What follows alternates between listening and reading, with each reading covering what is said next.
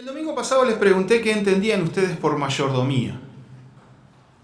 ¿Alguno se le ocurrió o se acordó algo entre semana sobre este tema y encontró alguna idea de qué es mayordomía? ¿Alguien que quiera comentar ahora algo? ¿O ninguno tiene idea de lo que es mayordomía?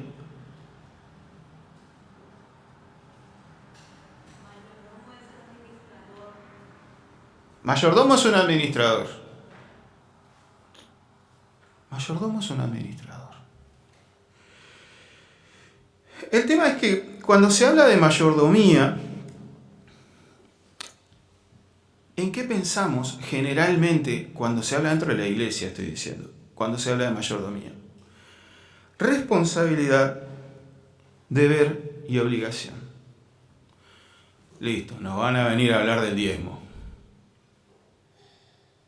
Se ve que las cuentas a Samuel no le están dando. Y bueno, y Samuel le dijo al predicador que hable de mayordomía. Entonces, responsabilidad, deber, obligación. Y entonces, vienen preguntas como esta.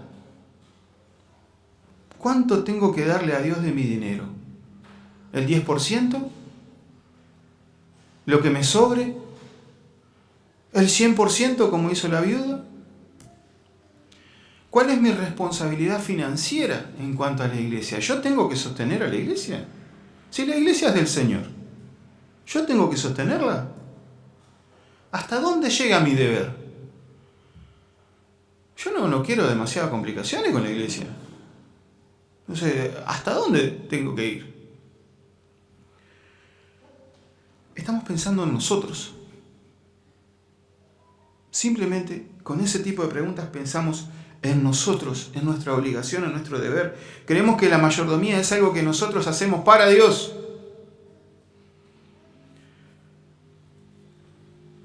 Algunos piensan que hay que hacerlo porque la ley lo dice. En la ley está establecido. Son absolutamente legalistas. No hay espíritu allí. No hay entendimiento allí. A veces lo hacemos porque tenemos que hacer algo para la obra de Dios. Como no somos misioneros, no somos pastores, no somos maestros, no somos nada. Bueno, nuestra forma de ayudar a la obra es ofrendando, diezmando, comprando una caja de Biblias, cosas así. Estamos equivocados si pensamos así. Estamos muy equivocados, profundamente equivocados. La mayordomía no comienza con nosotros. La mayordomía comienza con Dios. La mayordomía comienza con la gracia de Dios. Hasta que no concebimos completamente y correctamente el significado de la gracia de Dios, no vamos a entender qué es mayordomía. Y vamos a estar pensando siempre que somos nosotros hacia Dios. Entonces, vamos a hacer otras preguntas ahora. ¿Qué hizo Dios por mí?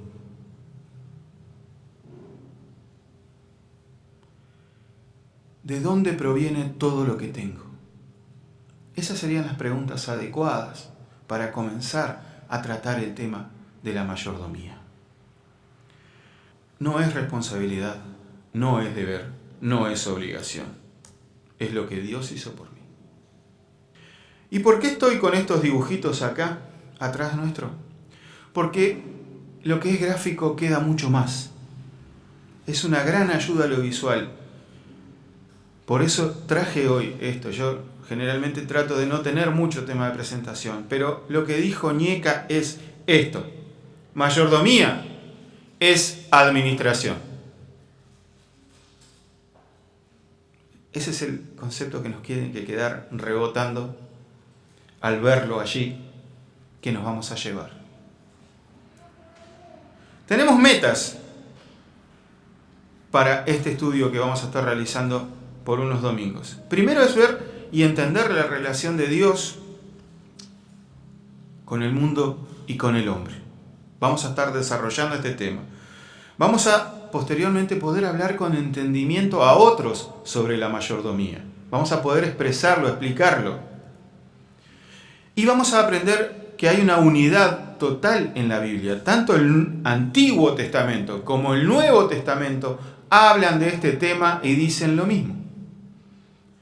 La mayordomía no es algo del Antiguo Testamento, de la ley de Moisés. ¿Sí?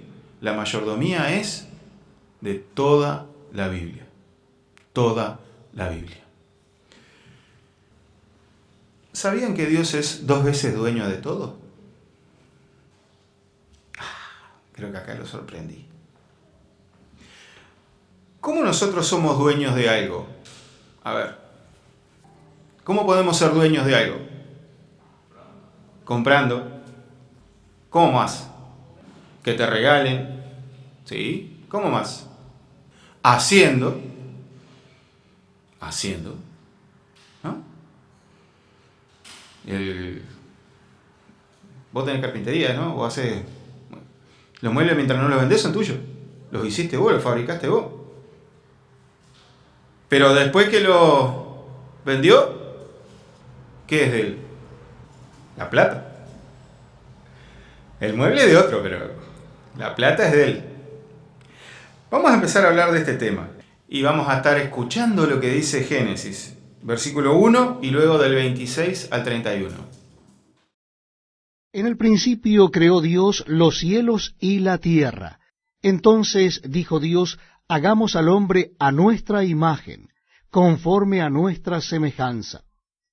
Y señoree en los peces del mar, en las aves de los cielos, en las bestias, en toda la tierra, y en todo animal que se arrastra sobre la tierra.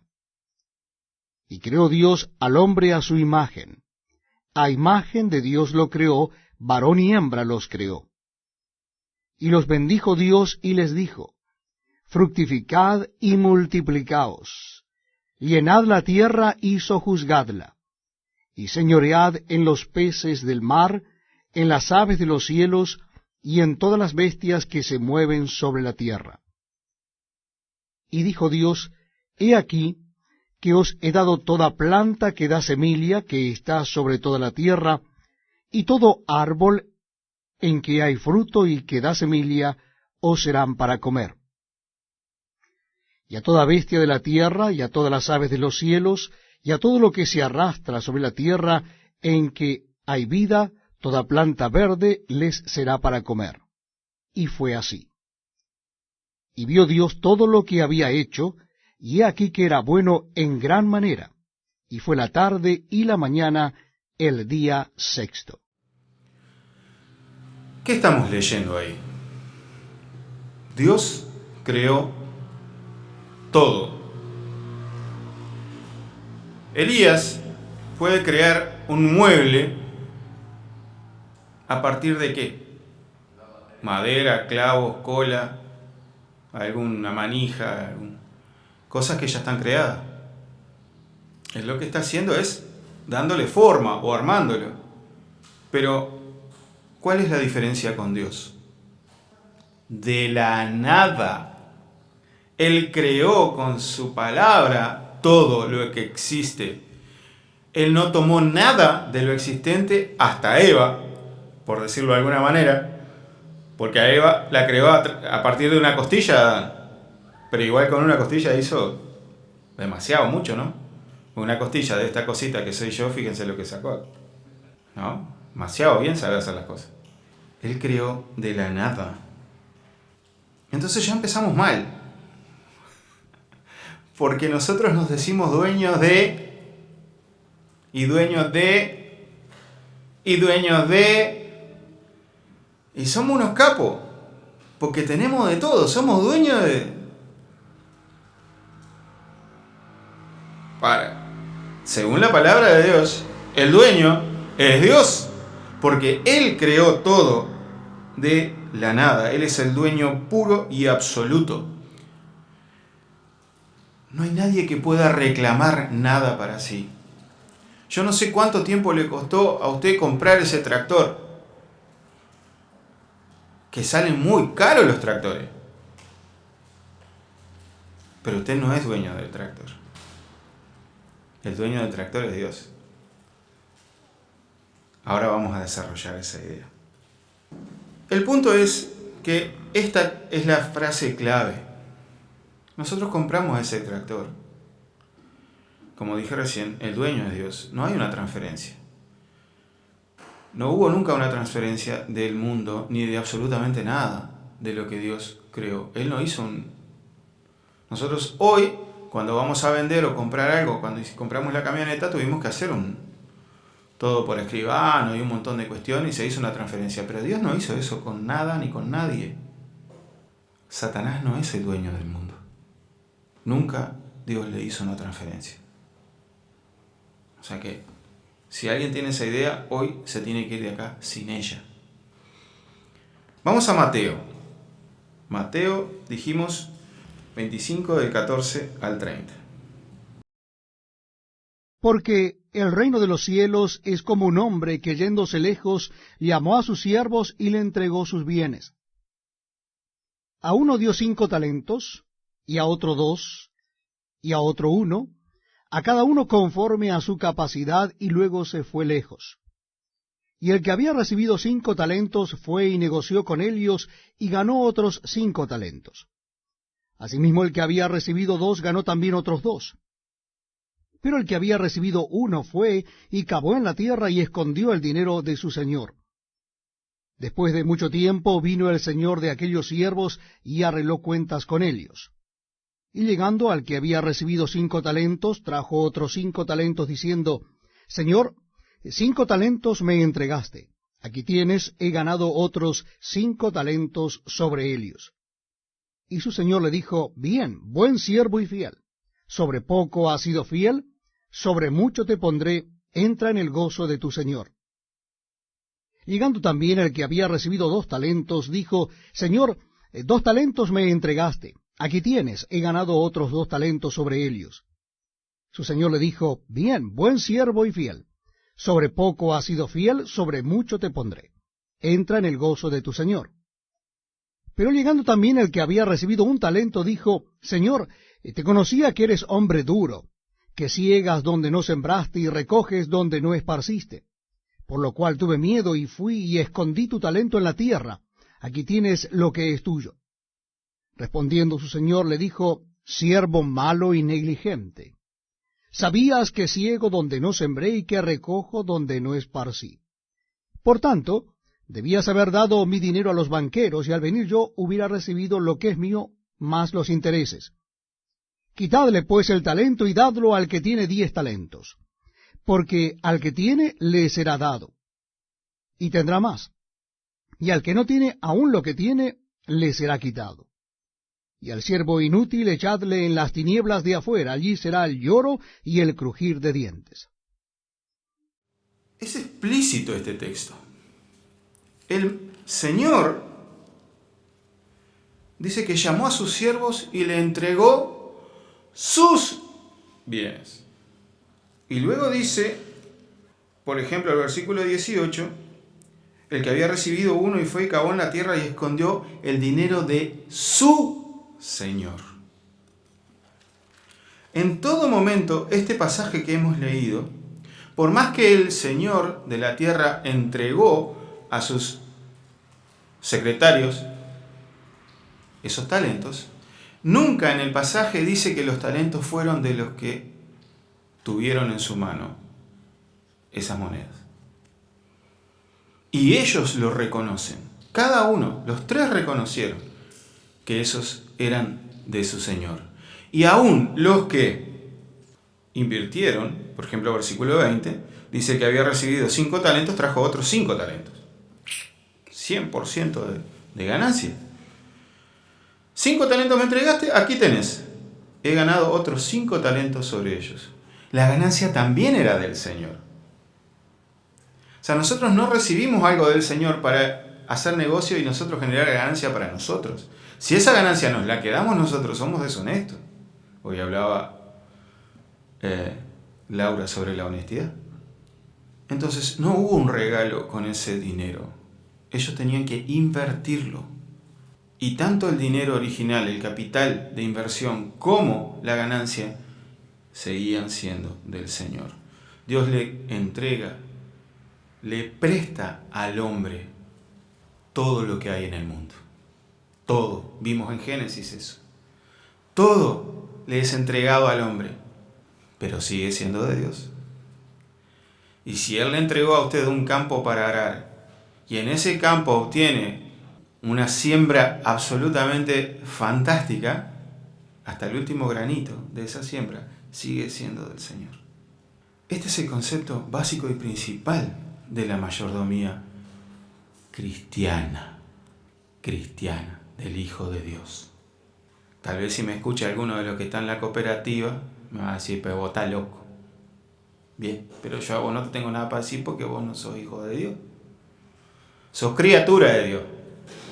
Pero a mis hermanos sí se los tengo que decir. Tenemos que estar claros con este punto. El hombre llega delante de Dios con el informe de lo que hizo, con lo que el Señor le entregó para administrar. El primer paso fue de Dios. Dios creó. Por lo tanto, es dueño por creación. Y Él en su voluntad, en su gracia, entregó al hombre para que administrara. Y bueno, pero el hombre se hizo dueño. ¿No pasa a algunos ahí que ustedes capaz que le piden prestado y es pasar negocio y ellos ganar y a ustedes vienen y le trajeron ese dinero? Está bien, es lo que funciona. Hay otros que son peores, hay otros que prestan dinero, prestan 100 para que les devuelvan 200. Y esos son usureros, eso es peor. Porque tiene menos todavía que ver con lo que Dios dice acerca de esto. Pero lo que el Señor nos entregó, nosotros tenemos que invertirlo y seguir pensando que eso que ganamos, sea mucho o sea poco, sigue siendo del Señor. Sigue siendo del Señor. Vamos a ver ahora la segunda parte en la cual el Señor se convierte en dueño otra vez. Ya era dueño, pero estamos diciendo que Dios es 2 veces dueño de todo. Vamos a leer. Ahora así dice Jehová, creador tuyo, oh Jacob, y formador tuyo, oh Israel. No temas, porque yo te redimí, te puse nombre, mío eres tú. Cuando pases por las aguas, yo estaré contigo, y si por los ríos, no te anegarán. Cuando pases por el fuego, no te quemarás, ni la llama arderá en ti. Porque yo Jehová, Dios tuyo, el Santo de Israel, soy tu Salvador.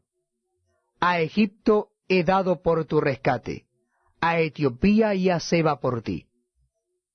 Porque a mis ojos fuiste de gran estima, fuiste honorable, y yo te amé.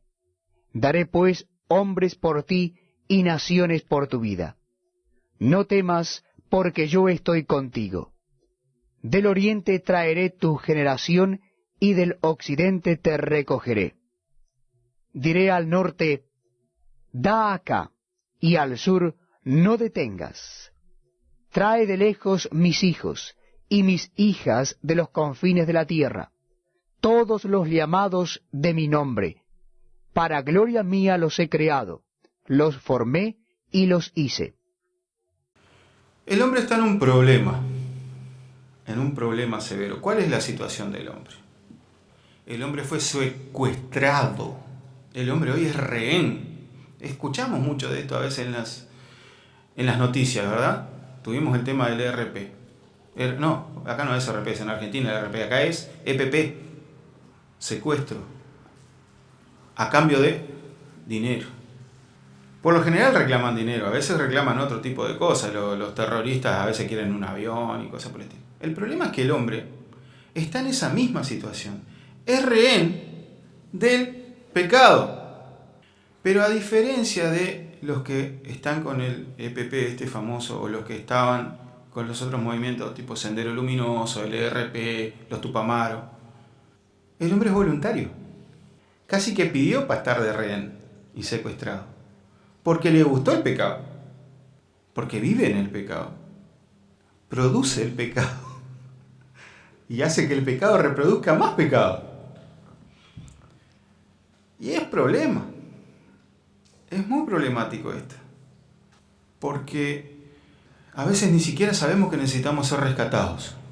Muchos llegaron a la convicción de que necesitaban ese rescate después que el pastor Esteban les predicó del Evangelio. Muchísimos, y muchísimos han llegado por todos los que han estado predicando el Evangelio. Recién ahí se dan cuenta de la situación que está. Abren sus ojos y dicen, yo no sabía. Yo me sentía así, asá, pero no entendía por qué. Ahora entiendo en qué condición estoy.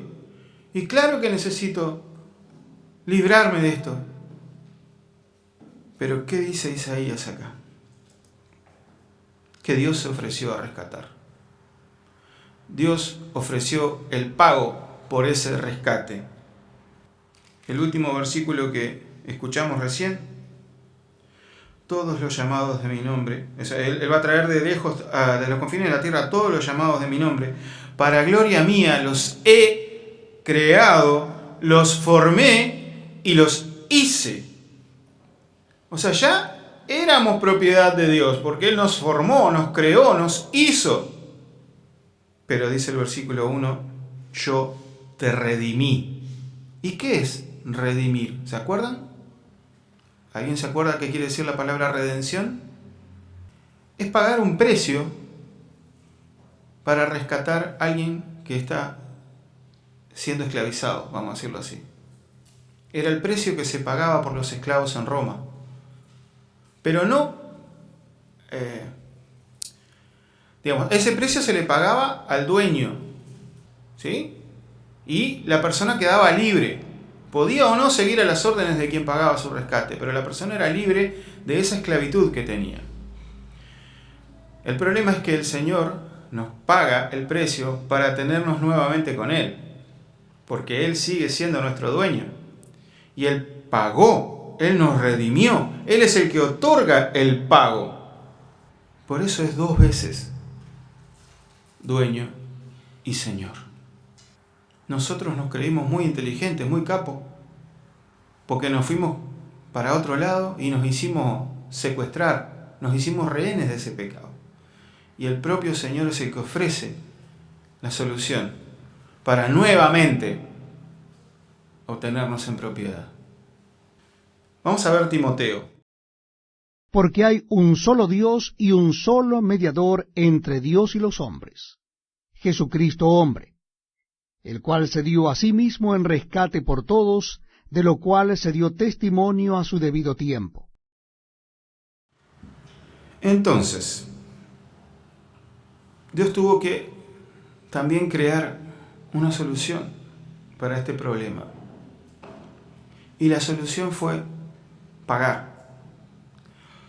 Pero el pago único y posible era con sangre. Como dice, la paga del pecado es muerte. Es muerte. Es sangre. Es muerte. Alguien tiene que morir. Y Dios entregó a su único hijo para pagar ese rescate. Romanos 5:8, ¿alguien se acuerda de memoria? Mas Dios muestra su amor para con nosotros, en que aún siendo pecadores, no dice en que aún estando secuestrados del pecado, no, nosotros estamos ahí porque queremos. Él muestra su amor para nosotros. Cristo murió por nosotros. Y acá otro concepto que tenemos que erradicar si alguno lo tiene en su cabeza, y es, Dios no le pagó nada al diablo. ¿Saben que este concepto está por ahí, no?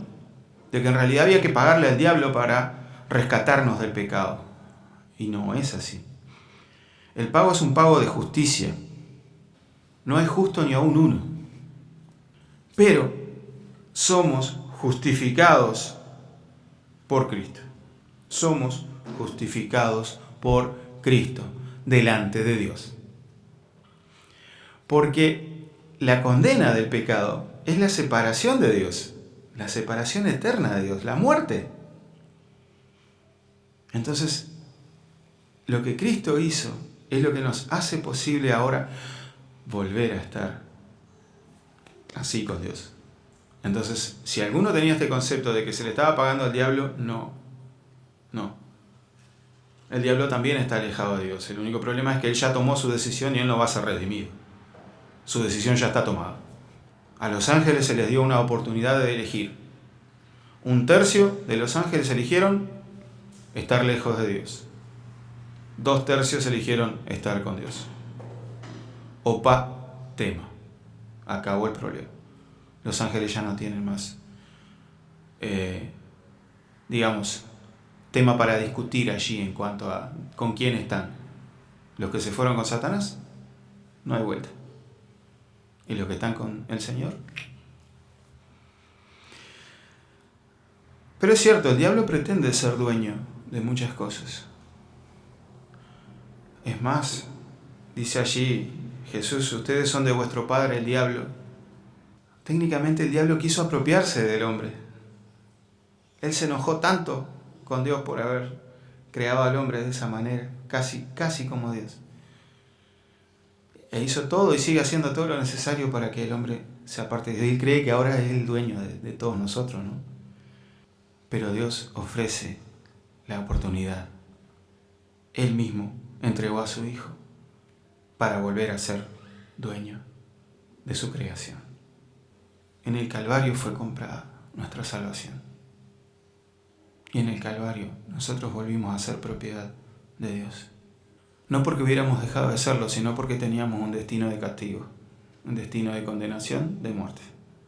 Eso no era lo que quería Dios, porque como leíamos recién en Romanos, Él nos sigue amando, Él nos ama mucho y por eso ofrece la salida, para que volvamos a sus brazos. Hemos leído Antiguo y Nuevo Testamento y hay una unidad. Hay una unidad en cuanto a este tema que hablamos hoy, de quién es el dueño de todo, para que se nos quite de nuestra cabeza que somos dueños de algo. Ni siquiera somos dueños de nuestra vida, porque Dios pagó por nuestra vida. Nos creó y después pagó. Así que, para concluir, entonces vamos a hacer un pequeño repaso, y estos repasos nos van a servir luego más adelante cada vez que estemos encontrándonos con este tema. No tiene nada que ver la mayordomía con obligación, deber, responsabilidad. Tiene que ver con gracia de Dios. Él quiso que nosotros fuéramos sus secretarios y administráramos su creación. Por lo tanto, no somos dueños de nada, sino que Dios es el dueño de todo. Somos administradores, nombrados por Él. A Él respondemos. A Él debemos dar informe. Y en su sabiduría y voluntad hemos sido colocados en ese puesto. Y si nos falta sabiduría para saber cómo hacer bien las cosas, solo tenemos que pedirle a Él. Y Él nos va a dar la sabiduría para administrar correctamente. Es una enseñanza integral de la Biblia. El mandato divino de cuidar y administrar los bienes va a estar durante toda la palabra de Dios. No es para los de Israel, no es solo para los gentiles, cambió. No, sigue siendo el mismo mandato. El hombre fue el que permitió ser secuestrado, robado, tomado rehén por el pecado. Fue voluntario eso, pero Dios mismo propuso la solución y así mismo se puso como rescate. Fuimos justificados delante suyo por medio de su Hijo, Cristo. Traté de que esto fuera sencillo, de que fuera esquemático, por si alguno quería sacar apuntes, que las ideas, los conceptos fueran sencillos y prácticos. Y ojalá vayamos asimilando esto y tomando en consideración estas palabras. No son mis palabras, son palabras del Señor. Están acá. Están acá. Nosotros perdemos la percepción correcta de cuál es nuestro papel en su creación. Y esto nos va a llevar a preguntarnos más adelante, ¿estamos administrando bien? ¿Estamos administrando bien? Voy a decir una cosa muy tonta, ¿no? Muy tonta. ¿Nos vamos a vacunar? Y ahí surgen un montón de polémicas, ¿no? Yo solo les menciono este cuerpito modelado a mano Es de Dios. Yo no puedo decidir por él. Yo no puedo decir no me voy a vacunar. Es el Señor el que va a determinar si nos tenemos que vacunar o no. Antes de usted decir no me voy a vacunar porque me van a implantar el chip del no sé qué cosa, pregúntele al Señor. Señor, ¿qué hago con este cuerpito precioso que vos me diste? ¿Lo pincho o no lo pincho? Es nuestra responsabilidad administrar nuestro cuerpo. Es nuestra responsabilidad cuidar de nuestro cuerpo, cuidar de nuestra familia, de nuestros hijos, de nuestros esposos, esposas, de todo lo que Él nos ha dado. Así que les agradezco por estar dispuestos a escuchar sobre esto y vamos a seguir. Vamos a estar desarrollando otros temas, tal vez un poco más complejos, pero no tanto, en realidad menos hablado capaz. Pero va por ahí la cosa, hermanos. Mayordomía es administrar la creación de Dios. Toda la creación. Desde este cuerpo, como dije, hasta ese milí que tengo en el bolsillo. ¿Bien?